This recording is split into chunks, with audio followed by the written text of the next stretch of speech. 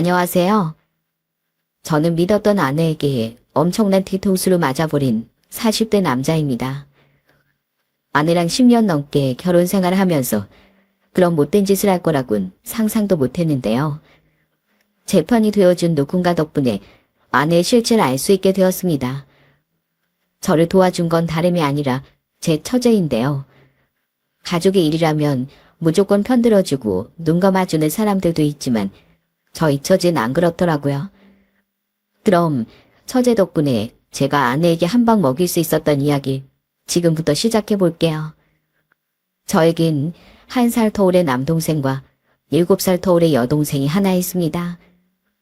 저와 남동생은 나이 차이가 많이 나는 여동생을 정말 많이 예뻐했어요. 초등학생 시절 한창 또래 남자애들과 자전거도 타고 축구도 하며 놀아야 할 시기인데도 저랑 남동생은 여동생을 놀이터에 들여가 소꿉놀이를 같이 해주곤 했어요. 여동생이 그 조그만 손으로 조물조물 끝장난을 하는 그 모습이 너무 귀여웠거든요. 여동생이 화장놀이를 한다고 하면 서로 얼굴을 먼저 내어주겠다고 티격태격하기도 했어요. 수진아, 형 말고 나한테 해. 내가 형보다 코가 오똑하잖아. 그건 아니지. 내가 눈도 더 부리부리하고 코도 더 날렵한데? 뭐야, 그럼 둘이 가위바위보 해. 이기는 사람 먼저 해줄 거야. 저랑 남동생은 립스틱을 칠해달라고 입술을 쭉 내밀기도 하고 여동생이 머리를 고무줄로 요상하게 묶어놔도 불평 한 번을 하지 않았어요. 오빠로서 여동생 즐거워할 수만 있다면 뭐라도 다 해줄 수 있을 것 같았거든요. 제가 대학에 가서 아르바이트를 하면서부턴 여동생이 친구들이랑 놀러 간다고 하면 용돈도 가끔 쥐어줬어요. 그런데 하루는 우연히 시내에서 친구랑 같이 있던 여동생을 만나 간식을 사줬는데 옆에 있던 여동생 친구가 이러더라고요. 수진아, 너 진짜 좋겠다. 우리 오빠는 길에서 나랑 우연히 만나면 아는 척도 못하게 하는데 집에서도 맨날 나한테 구박만 하고 툭 하면 꿀밤까지 때려. 너네 오빠랑 우리 오빠랑 바꾸면 안 돼? 넌 오빠 2명이니까 1명만 나랑 바꾸자. 어? 저는 너무 웃겨서 깔깔 웃고 말았답니다. 남매 간의 우애가 너무 좋다 보니 주변에서 부러워하는 사람들이 참 많았어요. 친척들도 어쩜 저렇게 남매끼리 싸우지도 않고 잘 지내냐면서 보기 좋다고 말씀하시더군요. 덕분에 저희 부모님도 어깨가 으쓱하셨답니다. 이후 저는 대학을 졸업하고 평범한 회사에 취업했어요. 그런데 대학생이던 여동생이 어느 날부터 표정이 안 좋아 보이는 거예요. 그래서 저는 여동생에게 이렇게 물었어요. 수진아, 너 요즘에 무슨 일 있어? 매일 생글생글 웃던 애가 왜 이렇게 표정이 어두워? 아무 일도 아니야. 그냥 요즘에 공부도 하고 아르바이트도 하느라 조금 피곤해서 그래. 여동생은 별거 아니라는 듯 말했지만 저는 좀 걱정이 되더라고요. 그래서 하루는 퇴근하고 여동생이 아르바이트라는 카페에 간 적이 있었어요. 마침 여동생도 퇴근 시간이라 같이 집에 가며 야식이라도 사 먹으려고요. 그런데 카페 문을 열고 들어가 보자 카페 사장이 제 여동생한테 손가락질까지 하면서 막말을 하고 있더라고요. 이야, 네가 아주 여기 사장이지? 어? 가난한 부모 만나서 용돈 벌려고 아르바이트나 하는 주제에 어디서 따박따박 대들어? 왜 아야, 너 말고도 우리 카페에서 일하고 싶어하는 대학생들 널리고 널렸어. 너 아니면 뭐 일할 사람이 없는 줄 알아? 사장님, 그게 아니라요. 그게 아니게 뭐가 아니야? 너, 내가 바쁜 시간에 화장실 가지 말라고 했지. 오늘 CCTV 보니까 손님들이 줄을 서 있는데 홀라당 화장실에 가버리더라. 여기가 무슨 이 놀이터인 줄 알아? 안 바쁠 때만 일하고 바쁠 땐 도망가 버리게? 저는 이게 무슨 일인가 싶어 카운터로 한 발짝 다가가려고 하는데 갑자기 옆에 있던 제 여동생 또래의 다른 여자 알바생 한 명이 앞으로 나서더군요. 사장님, 진짜 너무하신 거 아니에요? 수진이 오늘 배탈 났다잖아요. 배탈 나서 하루만 쉰다고 했는데도 사장님이 기어코 못 쉬게 하셨잖아요. 오늘 수진이가 약 먹고 끙끙대는 거 얼마나 안쓰러웠는 줄 아세요? 저번에 감기 몸살 걸려서 열이 펄펄 날 때도 일을 그렇게 많이 시키시더니 배탈 나서 참고 참다가 화장실 한번 간 게 그렇게 죄인가요? 넌 또 뭐야? 너까지 같이 잘리고 싶어? 자르고 싶으면 자르시던가요. 사장님은 수진이가 아픈 와중에도 열심히 일해준 건 안 고마우세요? 화장실도 수진이는 계속 참겠다고 했는데 보는 제가 다 너무 안쓰러워서 제가 먼저 가라고 한 거예요. 안 아픈 제가 잠깐 고생하면 되니까요. 뭐라고? 이것들이 진짜 쌍후에 합에 처먹었나? 왜 둘 다 나한테 대들고 난리야? 너희들 오늘 내가 한번 무서운 꼴을 보여줘? 카페 사장은 옆에 있던 행주를 집어들더니 제 여동생에게 던지려고 하더군요. 저는 더 이상 보고 있을 수가 없어 성큼성큼 걸어가 그 사장에게 소리 질렀습니다. 이 보세요. 지금 내 동생한테 뭐 하는 짓입니까? 당신은 또 뭐야? 남의 일을 왜 찬거냐? 남의 일이라뇨? 당신이 방금 전까지 쥐잡듯이 잡던 수진이가 내 동생이라고요. 집에서 부모님도 막말 한번, 손찌검 한번 한 적이 없는데 당신이 뭔데 우리 수진이한테 그딴 짓을 합니까? 수진아, 너 당장 그 앞치마 벗고 이리 나와. 이딴 데서 아르바이트 할 필요 없어. 용돈이 필요하면 내가 줄게. 그러니까 당장 나와. 얼른. 사장님, 저희 오빠 말대로 저 오늘부로 그만둘게요. 알바생이 노예인 줄 아는 그런 썩은 마인드로 한번 잘 먹고 잘 살아보세요. 여동생은 그렇게 말하고선 카운터 밖으로 나왔습니다. 그러자 옆에서 같이 싸우던 알바생도 앞치마에 벗어서 집어던지더군요. 저도 못해 먹겠네요. 제가 그동안 뭐 사장님이 좋아서 참고 다닌 줄 아세요? 그나마 수진이가 있어서 서로 의지하면서 버티고 또 버틴 거라고요. 그런데 이제 더는 안 되겠네요. 알바할 애들 널리고 널렸다고 하셨으니 다른 알바생 구해서 열심히 한번 해보세요. 제가 여동생을 데리고 밖으로 나오자 그 알바생도 같이 따라 나오더군요. 둘이 무척이나 친해 보이길래 저는 구두를 데리고 밥을 사주며 얘기를 들어봤습니다. 그동안 여동생이 왜 이렇게 표정이 어두웠나 했더니 카페 사장이 완전 갑질을 많이 했더라고요. 여동생은 물론이고 옆에 있던 알바생도 이렇게 말하더군요. 제가 아르바이트 여기 말고 다른 데도 해봤는데 여기 사장님이 유독 심하긴 했어요. 제 앞에서 수진이 욕하고 수진이 앞에선 제 욕하고 다른 알바생들 이간질도 장난 아니게 시켰어요. 한 번은 카페에 뚱뚱한 손님이 온 적이 있었는데 사장님이 혼잣말로 돼지라고 욕하다가 그 손님이 들은 거예요. 그 손님이 와서 따지니까 자기가 아니라 옆에 던 다른 알바생이 그런 거라고 뒤집어 씌우는 거 있죠? 그 알바생이 울면서 아니라고 했는데도 끝까지 우기다가 제가 한마디 하니까 오히려 저한테 막 화를 내더라고요. 그런데 아까 수지한테까지 그렇게 하는 거 보니까 도저히 못 참겠더라고요. 저 우리 학교 다니는 애들 거기서 아르바이트 못하게 다 소문내버릴 거예요. 얘기를 들으니 한숨만 푹푹 나오더군요. 진작에 그만두지 왜 계속 다녔냐고 동생한테 물어보니까 이렇게 말하더군요. 오빠들한테 맨날 용돈만 받는 게 미안해서 나도 이번에 알바해서 오빠들 선물이나 좀 사주려고 했지. 그리고 오빠들도 회사에서 스트레스 많이 받으면서 일하고 있을 텐데 겨우 이런 걸로 그만두면 나만 참을성 없는 애 되는 것 같아서. 아유, 그래도 그렇지. 어느 정도는 참아도 심하다 싶으면 그만뒀어야지. 오빠들 선물이 뭐라고. 암튼 그 인간이 해코지하거나 알바비 못 준다고 하면 이 오빠한테 얘기해. 내가 어떻게든 해결해 줄 테니까. 알겠지? 그런데 그 사장은 직장인인 제가 나서서 그런지 군말 없이 알바비를 입금하더군요. 아마 알바생 애들이 대부분 대학생이다 보니 어려서 만만하게 본 것 같았어요. 그 후 제 여동생은 다른 아르바이트를 구해서 다시 열심히 일하기 시작했답니다. 그 후 시간이 지나 저는 30대 초반에 지인의 소개로 아내를 만나게 되었어요. 성격이 똑부러지고 알뜰한 모습에 결혼을 약속하게 되었죠. 그런데 제가 결혼할 사람이 생겼다고 하니까 여동생이 엄청 궁금해하더라고요. 아내를 데리고 저희 집에 인사를 드리러 갔는데 오히려 저희 부모님보다도 여동생이 더 질문을 많이 하는 겁니다. 새언니, 우리 오빠 어디가 좋아요? 아, 제가 한번 맞춰볼게요. 자상해서 좋아하는 거죠? 우리 오빠가 다른 남자들이랑 다르게 엄청 자상하잖아요. 저한테도 어릴 때부터 얼마나 잘해줬는지 몰라요.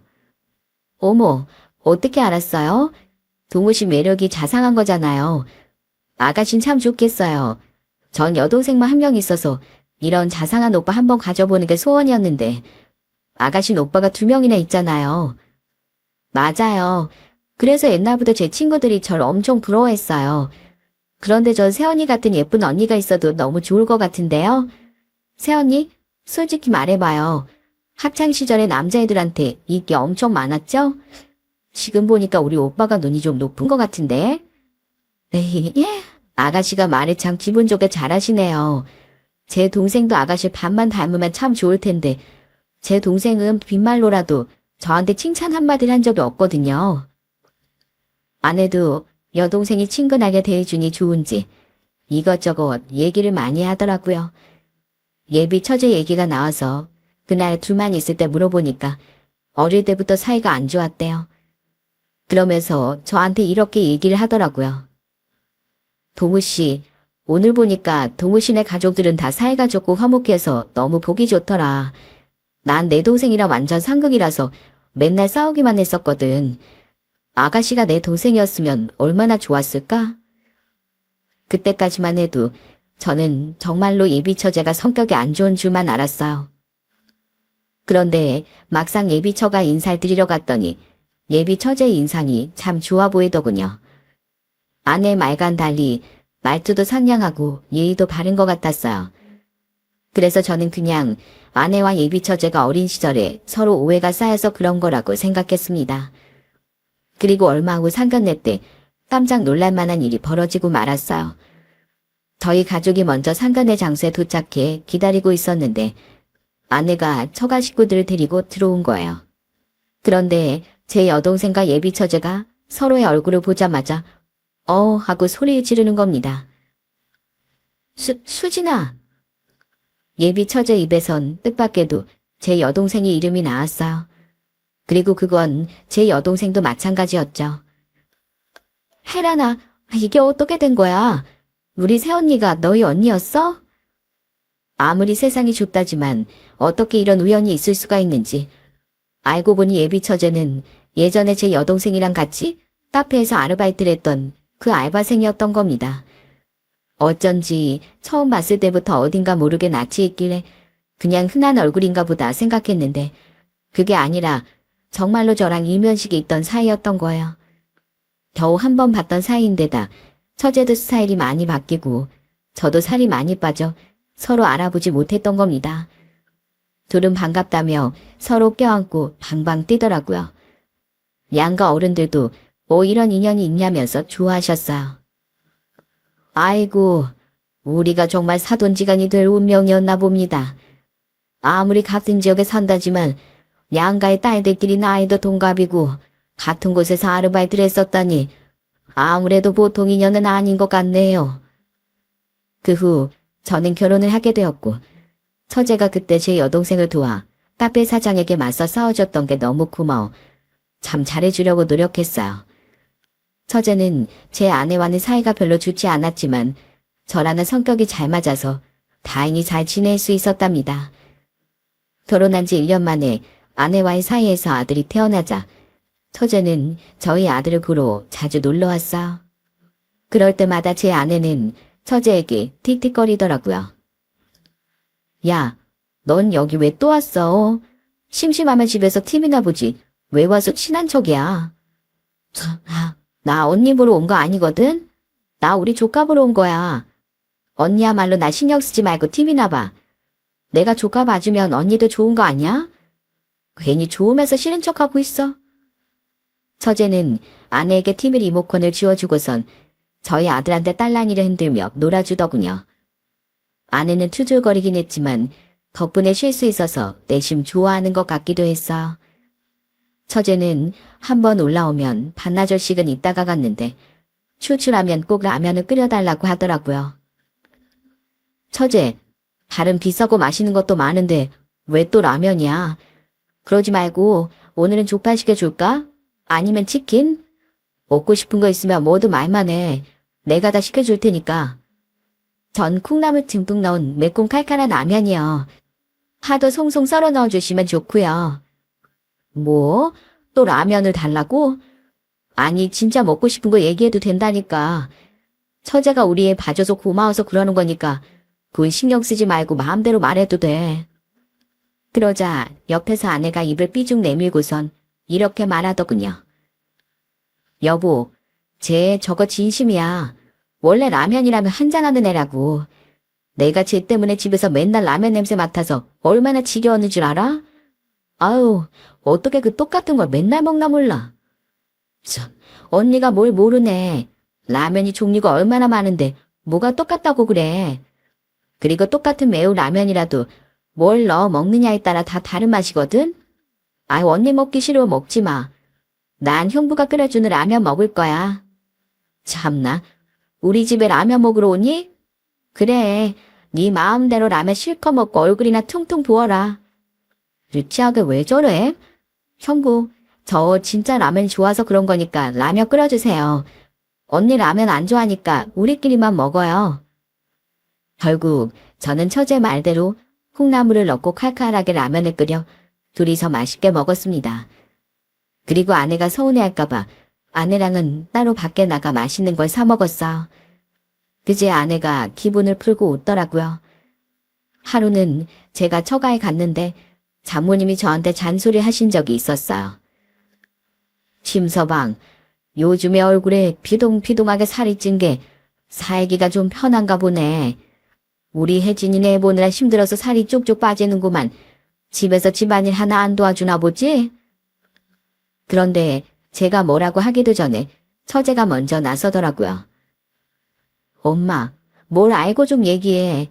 언니가 애 보느라 힘들기 뭐가 힘들어? 내가 주기적으로 가서 애 봐주는데. 그래서 언닌 편하게 운동도 하고 다이어트까지 하잖아. 그러니까 살이 쭉쭉 빠지는 거지. 그리고 내가 보니까 집안일도 형부가 더 많이 하더라. 엄마, 요즘에 우리 형부 같은 사람 없어. 형부가 얼마나 자상하고 가정적인 사람인데. 그리고 형부가 왜 볼살이 통통해졌는 줄 알아? 내가 가면 맨날 라면 같이 먹어달라고 졸라서 그래.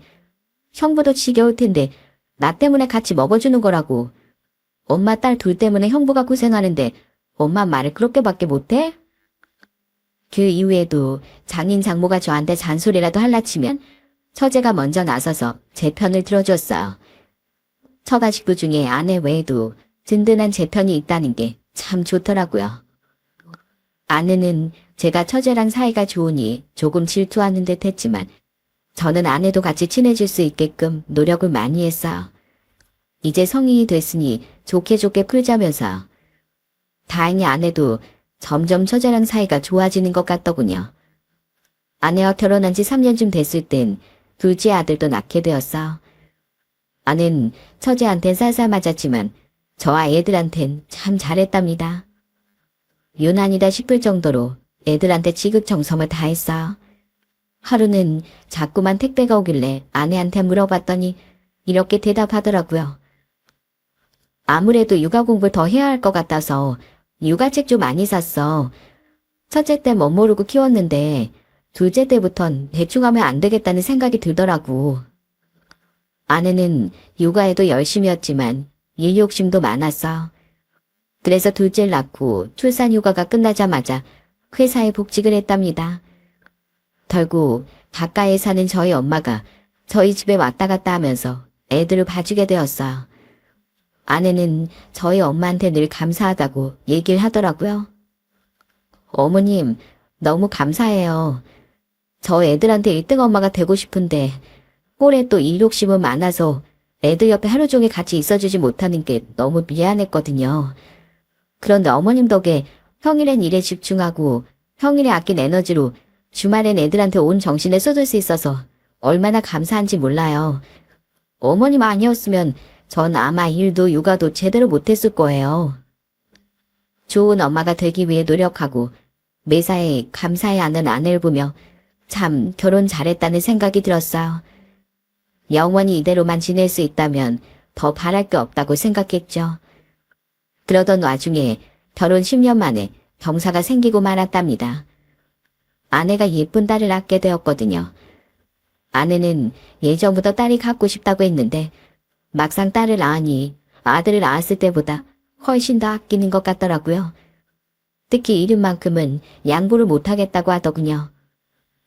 여보, 아버님 보고 장명소 가지 마시라고 그래. 내가 예전부터 생각해둔 이름이 있단 말이야. 우리 딸 이름은 무조건 유라로 할 거야, 유라. 그러니까 다른 이름은 절대 안 돼. 유라? 무슨 우리 딸 이름을 당신 혼자 지어. 장명소에서 짓는 게 싫으면 나랑 같이 의논해서 지어야지. 싫어. 난 예전부터 나중에 딸 나오면 유라라는 이름 붙여줄 거라고 계속 생각했었단 말이야. 첫째랑 둘째는 아버님이 지어주신 이름 그대로 썼으니까 이번만 당신이 좀 양보해.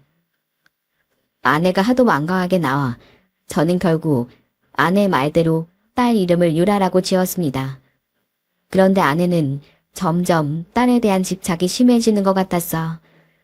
저희 아들들이 동생 예쁘다고 막 갈라붙어서 뽀뽀를 하려고 하는데 아내가 짜증을 내면서 이러는 거예요. 동생한테 뽀뽀하지 말라고 했지? 동생은 눈으로만 보는 거야. 알겠어? 왜 그래? 애들이 동생이 예쁘면 뽀뽀도 할 수 있지. 당신 딸이라고 너무 예민한 거 아니야? 예민하긴 내가 뭘 예민해. 원래 애기들은 면역력이 약해서 뽀뽀도 함부로 하면 안 된단 말이야. 당신은 잘 알지도 못하면서 왜 날 예민한 사람 취급해? 아유, 나도 그건 아는데 당신이 너무 심하게 뭐라고 하니까 그렇지. 애들한테 내가 좋게 얘기할 테니까 제발 짜증 좀 내지 마. 그것뿐만이 아니었어요. 아내는 매일 애들을 봐주러 저희 집에 오시는 엄마한테 딸을 앉지도 못하게 하는 거예요. 당신 우리 엄마한테 왜 그래? 이럴 거면 첫째랑 둘째도 당신이 다 보던가. 애가 셋이라 혼자서 감당도 못하면서 엄마가 도와주면 고마워해야지. 왜 손녀딸도 못 안아보게 해? 하지만 아내는 계속해서 저희 엄마에게 짜증을 냈고 결국 전 그 꼴을 더 이상 보고 있을 수 없어 엄마한테 더 이상 애들 봐주러 오지 마시라고 했습니다. 그러자 아내는 베이비시터라도 구해달라며 난리를 치더군요. 우리 엄마가 좋은 마음에서 애들 봐주고 있었는데 당신이 싫다며? 싫다고 했으니까 당신이 알아서 애들 봐야지. 난 베이비시터 못 구해줘. 그러니까 정 힘들면 장모님한테 얘기하던가. 하지만 장모님도 바쁘다며 애를 못 봐준다고 하셨고 결국 아내가 저희 엄마에게 사과를 하고 하루에 몇 시간만이라도 엄마가 봐주시는 걸로 하게 되었답니다. 그래도 전 아내가 힘든 것 같아 집안일은 거의 다 제가 하려고 노력했어. 그런데 아내는 자꾸만 별것도 아닌 걸로 사사건건 트집을 잡더라고요. 그것뿐만 아니라 심지어는 담배 끊은 지 한참 된 저한테 담배 냄새가 난다면서 자꾸 말도 안 되는 시비를 거는 겁니다. 여보, 담배 핀 손으로 우리 유라 만지지 말라고 했지? 도대체 내가 몇 번을 말해 알아들어? 무슨 소리야? 나 담배 안 핀 지 10년도 넘었는데 왜 생사람을 잡아? 거짓말 하지 마. 손에서 이렇게 담배 냄새가 나는데? 담배 핀 적이 없는데 어떻게 내 손에서 담배 냄새가 난다는 거야? 당신 혹시 코에 이상 있는 거 아니야? 자꾸 이상한 소리 하지 말고 이비인후과 가서 검사나 좀 받아봐. 그뿐 아니라 갑자기 저와 처제의 사이를 의심하기도 했어.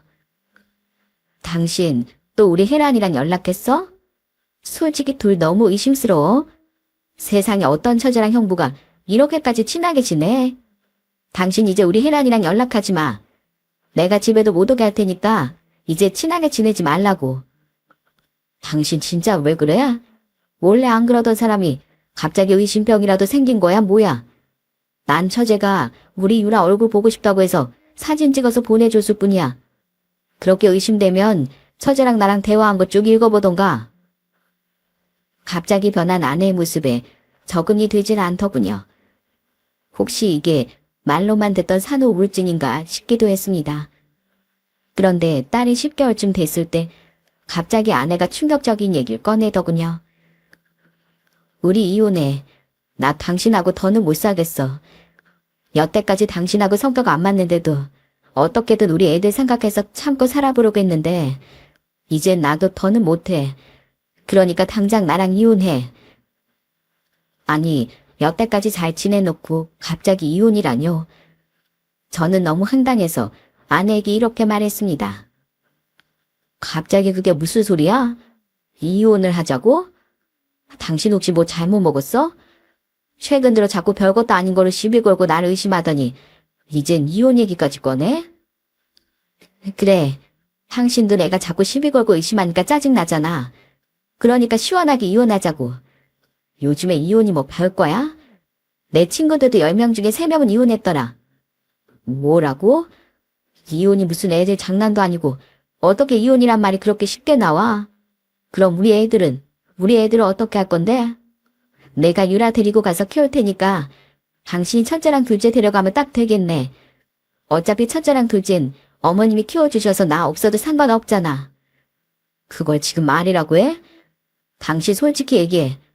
갑자기 이러는 이유가 대체 뭐야? 혹시 남자라도 생겼어? 미친 거 아니야? 왜 생사람을 잡아? 이것 봐. 내 얘긴 듣지도 않고 다짜고짜 남자 있다고 의심부터 하잖아. 내가 이런 사람이랑 어떻게 평생을 살겠어? 아무튼 난 내 의견 얘기했으니까 당신은 이혼 서류에 도장이나 찍어. 알겠어? 아내는 그렇게 말하고선 막내딸을 안고 친정으로 가버렸습니다. 저는 갑작스런 상황에 너무 황당해서 말도 안 나오더군요. 하지만 전 성격 차이라는 아내의 말을 납득할 수 없었어요. 딸이 태어나기 전까지만 해도 누구보다도 화목한 가정이라고 생각했거든요. 그런데 아내는 제가 이혼을 안 해주자 이혼 소송까지 걸더군요. 그런데 이혼 소송 소식을 듣게 된 여동생이 저한테 전화를 해서 안부를 묻더라고요. 힘들지만 잘 이겨내려고 노력하는 중이라고 얘기했는데 여동생이 이런 말을 하더라고요. 오빠네 집이 참 화목해 보였는데 갑자기 왜 이런 일들이 연달아 터졌는지 모르겠네. 새언닌 뜬금없이 이혼하자고 하고 혜란인 사기당해서 돈까지 홀라당 날리고 새언니 집이 혹시 마라도 낀 거 아닌가? 뭐라고? 처제가 사기를 당해? 아니 그게 무슨 소리야? 아 오빠 몰랐어? 혜란이가 금융사기를 당해서 돈도 왕창 날렸대. 모아둔 돈은 물론이고 대출까지 받아다가 날리는 바람에 걱정이 이만저만이 아닌가 봐. 아 맨날 울면서 나한테 전화하는데 너무 안쓰럽더라고. 혜란이네 가족들은 못 도와준다고 하고 나도 수중에 큰 돈이 없어서 도와줄 수가 없네. 오빤 새언니랑 이혼 소송 중이라 혜란이가 얘기 안 했나 보다. 저는 처제가 금융사기를 당해 힘들어하고 있다는 사실에 너무 걱정이 되더라고요. 아내랑 이혼 소송 중이긴 했지만 처제랑 워낙 친하기도 했고 저희 가족한테 그동안 잘했던 게 있어서 외면하기가 어려웠어요. 그래서 저는 큰맘 먹고 제가 할 수 있는 한 처제를 도와주기로 했죠. 며칠 후 처제를 따로 불러내 이렇게 얘기했어요. 처제, 우리 수진이한테 들었는데 얼마 전에 사기당해서 큰돈을 잃었다며? 그렇게 힘든 일이 있었으면 나한테라도 진작 얘기하지 그랬어. 처제, 내가 많이는 아니지만 그래도 3천만 원 정도는 도와줄 수 있을 것 같아. 이거면 대출은 갚을 수 있는 거지? 그러자 처제는 깜짝 놀란 눈으로 저를 쳐다보더라고요. 형부, 이렇게 큰 돈을 저한테 주시겠다고요? 아니에요. 저희도 못 받아요. 게다가 우리 언니랑 이혼까지 한다면서요. 그런데 제가 어떻게 이걸 받아요? 아니야. 이혼이랑은 상관없이 처제랑 그동안 친하게 지낸 정이 있는데 이 정도는 해줘야지. 그러니까 사양하지 말고 받아. 그러자 처제는 고맙다며 제 앞에서 눈물까지 보이더군요. 저는 처제에게 부담 갖지 말고 나중에 형편이 나아지면 그때 천천히 갚으라고 했어요. 처제가 그동안 우리 애들 봐주고 잘해준 거 생각하면 그 정도는 충분히 해줄 수 있었거든요. 그런데 며칠 후 갑자기 처제가 저희 집에 찾아왔어요. 그러더니 무슨 서류 봉투 하나를 저한테 내밀더군요. 형부, 이건 선물이에요. 저한테 아무 조건 없이 3천만 원 빌려주신 거 너무 감사해서 이거로라도 우선 갚으려고요. 저는 어리둥절해하며 서류 봉투를 열어 그 안에 있었던 걸 꺼냈습니다. 그리고 뜬금없는 그 내용물에 깜짝 놀라고 말았어요. 그건 바로 저와 막내딸의 친자 확인 검사 결과지였습니다. 그것도 친자 브릿지로 나와 있는 서류였어요. 처제, 이게 도대체 뭐야? 친자 브릿지? 나랑 우리 유라랑 친자 관계가 아니라고? 네, 유라, 형부 딸 아니에요. 언니가 직장 상사랑 바람펴서 낳은 아이라고요. 뭐라고? 그게 사실이야? 처제, 자세히 좀 얘기해봐. 이게 도대체 어떻게 된 거야? 제가 그렇게 묻자 처제는 한숨을 푹 쉬며 충격적인 얘기를 시작하더군요. 저도 안지 며칠 안 됐어요. 며칠 전에 저희 엄마가 휴대폰에 뭐가 잘 안 된다면서 저보고 봐달라고 하시더라고요. 그래서 엄마 휴대폰을 만지고 있었는데 갑자기 언니한테서 문자가 온 거예요. 내용이 좀 이상해서 들여다봤는데 세상에 엄마는 이미 다 알고 있었더라고요. 언니가 그 직장 상사랑 바람나서 애까지 낳으니까 그 상간남이 와이프랑 이혼하고 언니랑 재혼한다고 했나 봐요. 그런데 제가 알면 형부한테 이럴까봐 엄마 아빠만 알고 있고 저한텐 비밀로 한 거였어요. 심지어 그 문자에 상간남이랑 유라랑 친자 확인 검사 결과지 사진까지 있었다니까요. 자, 이거 보세요. 제가 언니랑 엄마랑 문자한 내용이랑 친자 확인 검사 결과지까지 사진으로 다 찍어둔 거예요.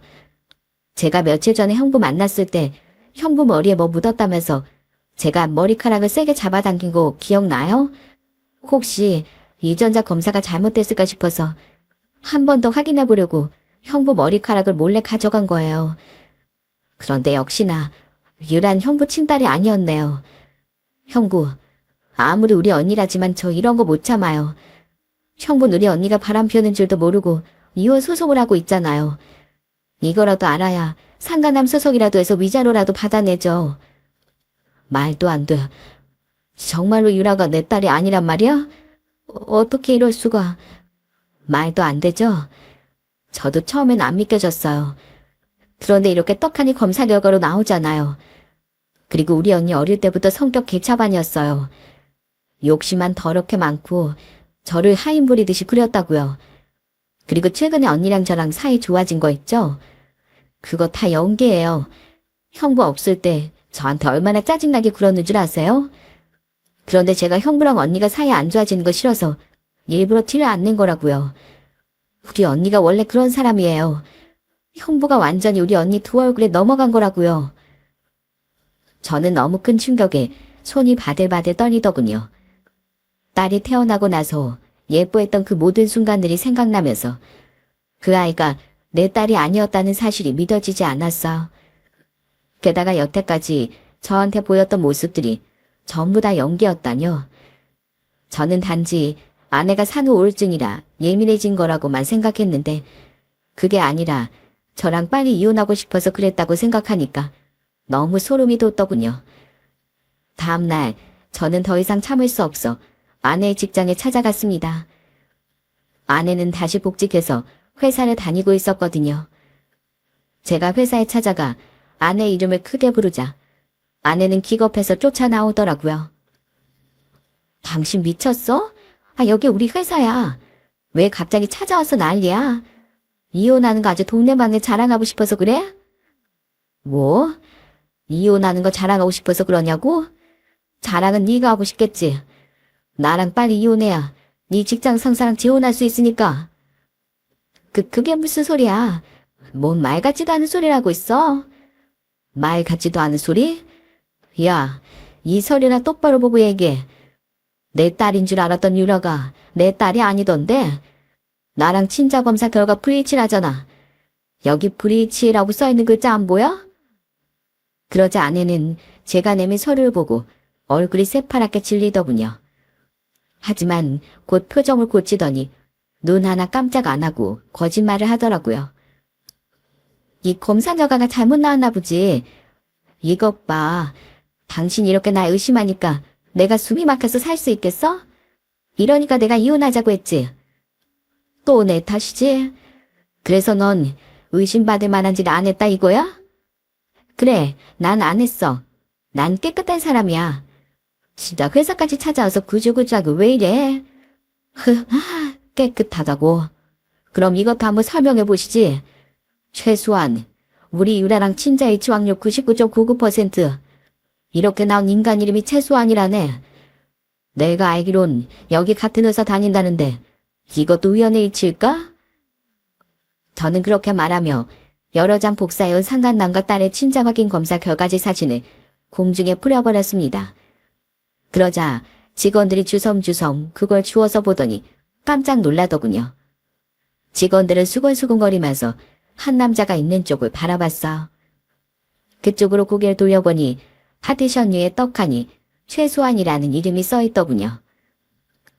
아, 당신이 최소한이구만. 회야, 네가 감히 내 와이프랑 바람이 나서 나한테 뻐꾸기 새끼를 치우게 만들어? 너 유부남이라며. 애도 둘이나 있는 인간이 감히 이딴 짓을 해? 그래놓고 성격 차이 핑계로 나 이혼시키고 저 인간이랑 둘이 재혼하려고 했다며? 아주 대단한 사랑이네. 두 가정을 배신하고 애들까지 엄마를 헤어지게 만들 정도로 아주 대단한 사랑이야. 그러자 그 남잔 말을 더듬거리면서 변명을 하더라고요. 저기요, 그게 아니라 뭔가 오해가 있으신가 본데 나가서 얘기하시면 안 될까요? 오해는 개뿔. 이 검사 결과지나 똑바로 읽어보고 얘기해. 너도 유라가 네 친딸이라는 거 알고 나서 저 인간한테 이혼하라고 종용한 거잖아. 내가 그것도 모르고 왔을 것 같아? 그래놓고 언제까지 숨길 수 있을 줄 알았어? 바람 펴서 이혼하면 불리하니까 날 철저히 속이려고 했나 본데 그렇게는 안 되지. 너 내가 상간남 소송할 거야. 위자료 뜯길 준비나 해. 그런데 그때 사무실 문이 벌컥 열리고 대표로 보이는 사람이 이 광경을 모두 보게 되었습니다. 대표는 이게 대체 무슨 일이냐며 소리를 지르더군요. 그래서 저는 대표에게로 다가가 제가 가져온 검사 결과지 2장을 손에 쥐어주고 이렇게 말했습니다. 안녕하세요. 전 이혜진 씨 남편 되는 사람입니다. 저기는 최소한이란 작자가 제 아내와 바람이 나서 뻐꾸기 새끼까지 낳았네요. 이 회사는 일도 안 하고 직원끼리 더러운 짓거리나 하는 집단입니까? 저요. 저 인간들 징계 안 내리면 가만 안 있습니다. 이 회사는 더러운 불륜 짓거리도 눈 감아주는 회사라고 판단하고 소문낼 테니 알아서 하세요. 대표님이시니까 어떤 게 현명한 판단일진 잘 아시겠죠? 그러자 대표는 얼굴이 시뻘개져선 아내와 상간남에게 소리를 버럭 지르더군요. 이것들이 하라는 일은 안 하고 어디서 더러운 짓거리들이야? 둘 다 짐 싸서 당장 나가. 꼴도 보기 싫으니까 당장 나가라고. 아내와 상간남은 대표에게 아니라고 해명을 했지만 이미 친자검사 결과지를 본 대표는 믿지를 않더군요. 저는 둘이 대표에게 매달리는 모습을 보며 밖으로 나와버렸습니다. 그런데 다음날 처제한테서 울면서 전화가 왔더라고요. 형부, 언니가 갑자기 찾아와서 제 머리채 다 잡아 뜯었어요. 제가 형부한테 이런 거 알고 나서 다 제 탓이라면서 저를 막 때리고 할퀴었다고요. 저는 너무 화가 나 아내한테 전화해 다시 한번 따졌습니다. 당신 미쳤어? 왜 아무 잘못 없는 처제한테 가서 괴롭히고 난리야? 왜? 내 동생 내가 찾겠다는데 당신이 무슨 상관이야? 걔는 어릴 때부터 원래 짜증나는 애였다고. 그냥 넘어갈 수 있는 일도 맨날 걸고 넘어지면서 날 귀찮게 했다고. 지가 정의의 사도야 뭐야. 내가 바람 한번 폈다고 당신한테 쭈루루 달려가서 이러는데 내가 화가 안 나고 배기겠어? 뭐라고? 누가 보면 당신이 잘못 하나도 없는데 처제가 모함한 줄 알겠네. 아, 이제 알겠다. 당신이랑 처제랑 왜 이렇게 사이가 안 좋은지 이제 알겠어. 처젠 뭐가 옳고 그른지 아는 사람인데 당신은 매번 나쁜 짓만 하니까 처제랑 당연히 충돌이 일어날 수밖에 없지. 당신 언니가 돼서 모범을 보이지 못할 망정 그런 더러운 짓이나 하면서 처제한테 창피하지도 않아? 그리고 당신 내 앞에서만 처제랑 사이 좋아진 척하고 뒤에선 틱틱거리면서 괴롭혔다며. 당신 이제 보니까 연기가 아주 천만배우 저리 가라다. 이참에 아예 회사 그만두고 연기자나 하지 그래? 10년 넘게 같이 산 나도 속였으니 다른 사람들은 더 속이기 쉬울 거 아냐? 안 그래도 사장님이 나가라고 난리거든? 그러게 왜 회사에 찾아와서 그 난리를 쳐? 바람 피운 거 알았으면 우리들이 조용히 해결하면 되잖아. 왜 사람들 다 있는 데서 창피해 주냐고. 직원들이 우리만 보면 수군거리고 욕하는데 내가 진짜 쪽팔려 죽겠단 말이야. 그러게 쪽팔리 짓을 하지 말았어야지. 어디 할 짓이 없어서 다른 놈 애를 낳아다가 내 집에서 키워? 그래놓고 아무 잘못도 없는 척 내 성격이 이상해서 이혼하는 쪽 쇼를 했다 이거지? 그런데 이거 어쩌냐? 계획은 참 거창했는데 결국은 실패했네. 이런 거 보면 역시 세상은 착한 사람 편인가 봐. 이제는 당시 일한 상간남한테서 위자료 뜯어낼 일만 남았으니까. 저는 그렇게 말하고선 전화를 확 끊어버렸습니다. 다음날 장모한테서 전화가 와서 한 번만 눈 감아달라고 사정을 하는데 저는 절대 용서할 수 없다고 못을 박아버렸어요.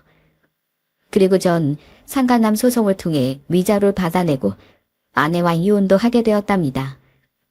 결국 아내랑 상간남은 직장에서 잘렸다고 하더라고요. 회사 이미지를 그렇게 더럽혔으니 그럴만도 했죠. 이후 막내딸은 전처가 데려가고 저는 두 아들과 함께 살았어요. 그런데 한동안은 마음이 참 좋지 않더라고요.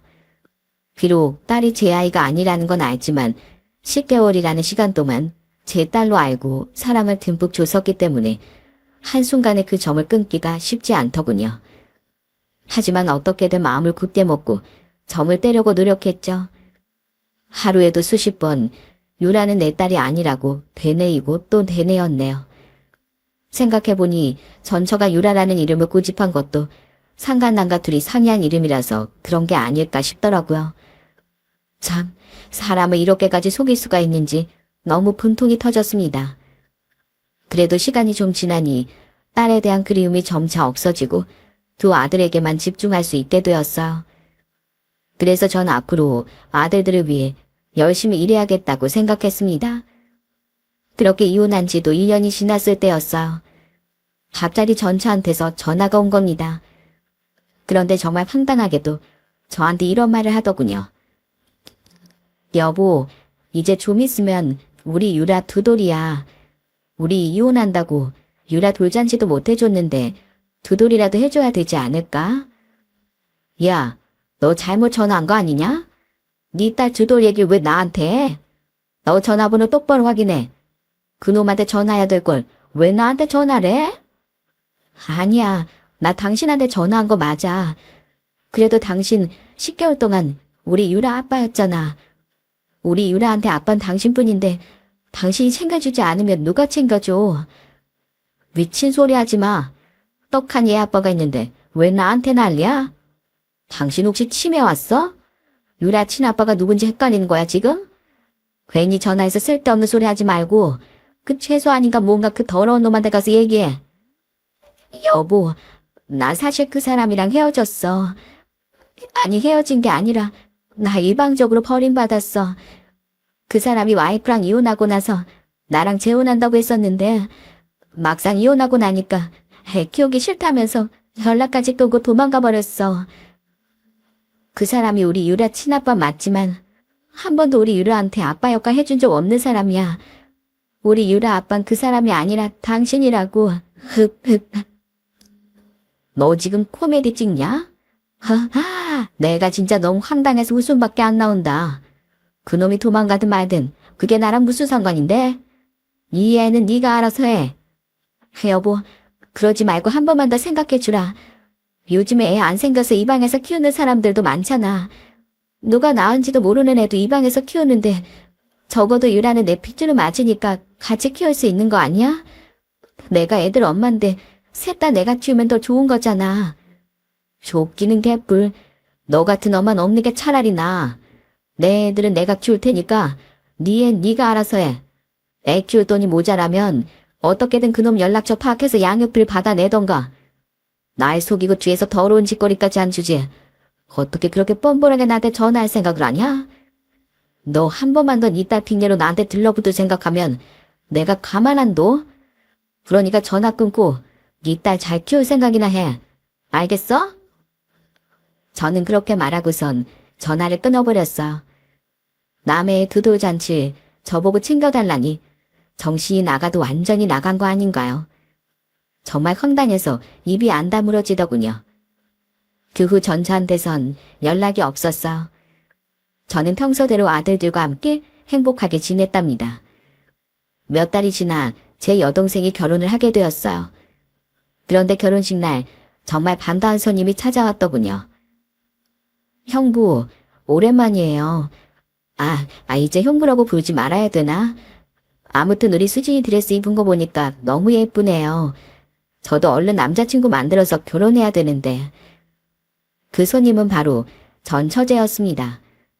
전 처제는 제가 이혼한 후 아내와 아예 연을 끊었다고 하더라고요.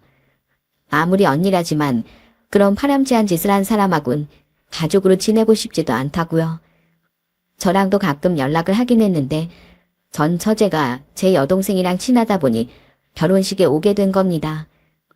전 처제는 여동생의 결혼을 축하해 주더니 저한테 이런 말을 하더군요. 형부, 우리 언니 때문에 그동안 마음고생 많았을 텐데 그래도 얼굴이 좋아 보이는 걸 보니 다행이네요. 앞으로 언니 일은 있고 조카들이랑 행복하게 지냈으면 좋겠어요. 전 언제나 형부 편인 거 아시죠? 끝까지 좋은 말을 해주는 전 처제를 보고 정말 고맙더라고요. 비록 못된 아내를 만나 결혼 생활에 실패했지만 이렇게 좋은 처제를 알게 되어 다행이라는 생각이 들었어요. 제 여동생이 친구이기도 하니 앞으로도 종종 안부 연락 정도 하면서 지내려고요. 같은 집안에서 이렇게 다른 자매가 나오다니 참 신기하죠? 전 처제한테 얘기 들어보니 전처는 혼자 애들 키우느라 직장도 못 구하고 고생하고 있다고 하더라고요. 게다가 집에서도 금전적으로 도움을 주지 않아 곤란한 상황인 것 같은데 아주 쌤통이라는 생각이 들었습니다. 불륜하는 인간들의 최후는 늘 비참한 뿐이라는 걸 왜 모르는 걸까요? 유튜브 사연을 듣다 보면 불륜하는 남녀들이 은근히 많은 것 같아요. 오죽하면 불륜 카페도 있다고 하더라고요.